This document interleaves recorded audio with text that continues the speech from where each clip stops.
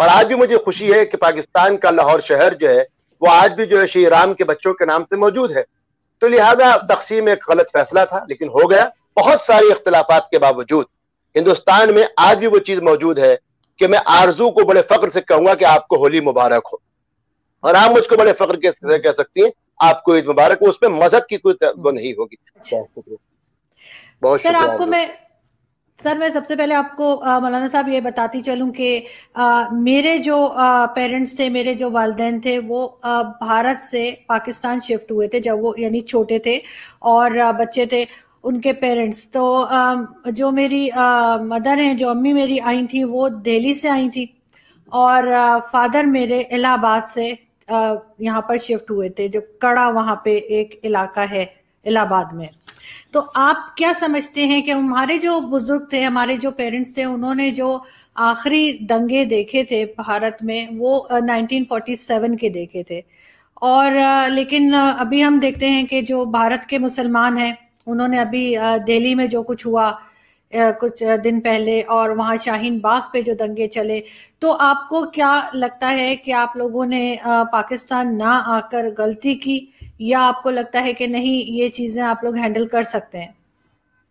دیکھیے, پہلی چیز تو یہ ہے کہ ہم لوگ پہلے دن سے اس بات پہ قائم تھے کہ مذہب کی بنیاد پر ملکوں کی تقسیم نہیں کی جا سکتی ہے. ہندوستان خود اپنے آپ میں کتنی بڑی تہذیب تھا. اگر آپ دیکھیے میسوپوٹیمیا ہو, اور میسوپوٹیمیا یا مصر کی تہذیب اور عراقی تہذیب کی بات موہنجودڑو اور ہڑپا جو تھی وہ دنیا کی قدیم تر تہذیبوں میں تھی. تو ہمارے یقینی طور سے مذہب الگ الگ ہو گئے تھے, لیکن مذہب کی بنیاد پہ تقسیم خود اپنے آپ میں ایک بہت بڑی, آج بھی میں مانتا ہوں ایک بہت بڑی غلطی تھی.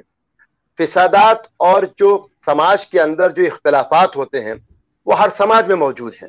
میں عام طور سے جب میرے کچھ دوست مجھ سے پوچھتے ہیں کہ ہندوستان کے اندر جو ہے وہ مذہب کی بنیاد پہ فسادات ہوتے ہیں, تو میں ان سے پوچھتا ہوں کہ ٹھیک ہے, میں آپ کی اس بات کو مان لیتا ہوں, یمن اور سعودی عرب کے اندر کس بنیاد پہ جھگڑے ہو رہے ہیں, عراق کے اندر کس بنیاد پہ جھگڑے ہو رہے ہیں, افغانستان کے اندر کس بنیاد پہ جھگڑے ہوتے ہیں, تحریک طالبان کس بنیاد پہ معصوم بچوں کو اسکول میں گھس کے جو ہے ان کو جو ہے ہلاک شہید کر دیتی ہے. تو فسادات یا سماجی اختلافات ہر سماج میں ہوتے ہیں, اور میں آج بھی اس بات پہ قائم ہوں کہ ایک مشترکہ اور متحدہ سماج کی اگر ہم اس وقت وکالت کرتے تو آج بر صغیر کا نقشہ کچھ اور ہوتا. آج بر صغیر یعنی متحد ہندوستان پوری دنیا کے اندر ایک آج بھی قابل حیثیت ہے. اور میں آج بھی آرزو اس بات کو بہت سچائی کے ساتھ مانتا ہوں کہ تقسیم نے دونوں طرف کے لوگوں کو جو ہے وہ گھاؤ دیے, زخم دیے. میں دہلوی ہوں, میں جانتا ہوں کہ آپ کی والدہ جب یہاں سے گئی ہوں گی, یہ وہی دہلی ہے, میں جامع مسجد کے 300 میٹر کے فاصلے پر رہتا ہوں, لیکن آج بھی جامع مسجد کی بلند میناروں کے پڑوس کے اندر گوری شنکر مندر آج بھی موجود ہے. اور آج بھی مجھے خوشی ہے کہ پاکستان کا لاہور شہر جو ہے وہ آج بھی جو ہے شیخ رام کے بچوں کے نام سے موجود ہے. تو لہذا تقسیم ایک غلط فیصلہ تھا لیکن ہو گیا, اور اب ضرورت اس بات کی ہے کہ اس گھاؤ سے آگے بڑھ کے ہم اب دونوں مشترکہ سماج کی تعمیر پہ کوشش کریں. لیکن جس طرح سے سی اے کا ایک چلا, وہاں پہ ایشو چلا, اس کے بعد ہم نے دیکھا کہ کرونا آنے تک لوگ جو ہیں وہ شاہین باغ میں بیٹھے ہوئے تھے, اور اگر یہ کرونا وائرس نہ آیا ہوتا تو شاید اور بیٹھ سکتے تھے. وہ اس وائرس کی وجہ سے گورنمنٹ کو ان کو ہٹانا پڑا. تو وہ سب کیا تھا, وہ سب ہم نے کیا دیکھا کہ لوگوں سے کہا گیا کہ کاغذ دکھاؤ, اور جو بھی وہاں نعرے لگ رہے تھے. تو کہیں نہ کہیں آپ کو لگتا ہے کہ کچھ مسلمان وہاں پہ پریشان ہیں, یا یہ کچھ ایک چھوٹا گروپ ہے جو آپ سمجھتے ہیں کہ جو صرف اسی طرح کی فسادات کے لیے باہر نکلتا ہے؟ آرزو, میں جب پاکستان سے ہمارے رشتہ دار آج سے 30 سال پہلے آتے تھے تو ہم سنتے تھے کہ ہر پاکستانی کے پاس ایک یونیک آئیڈینٹی کارڈ ہوتا ہے, اور شاید تو بر صغیر کے اندر پاکستان پہلا ملک تھا جو اپنے شہریوں کو جس نے شناختی کارڈ جاری کیے تھے, آئیڈینٹی کارڈ یا پہچان پتر کارڈ جاری کیے تھے.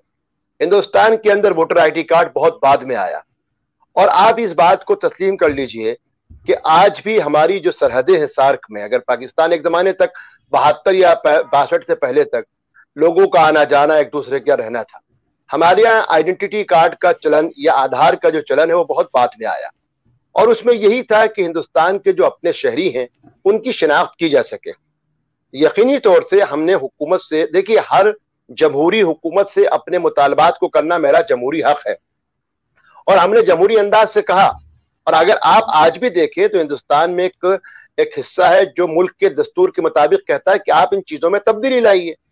ہمارے ہاں کہ اگر یعنی کسان یعنی زراعت کو لے کے کوئی قانون آتا ہے تو کسانوں کا ایک طبقہ کہتا ہے کہ نہیں اس میں آپ کو تبدیلی کرنے کی ضرورت ہے. اگر وومن بل آتا ہے تو عورتوں کا ایک طبقہ کہتا ہے اس میں تبدیلی کی ضرورت ہے. شاہین باغ تھا یا سی اے اے جو بھی تحریک تھی, میں مانتا ہوں لوگوں کو اس سے مطالبہ تھا کہ کچھ چیزیں حکومت کو تبدیل کر دینی چاہیے, اور حکومت نے اس میں کہا بھی کہ ٹھیک ہے ہم اس میں تبدیل کریں گے. شمال مشرقی ریاستوں میں بھی ہوا.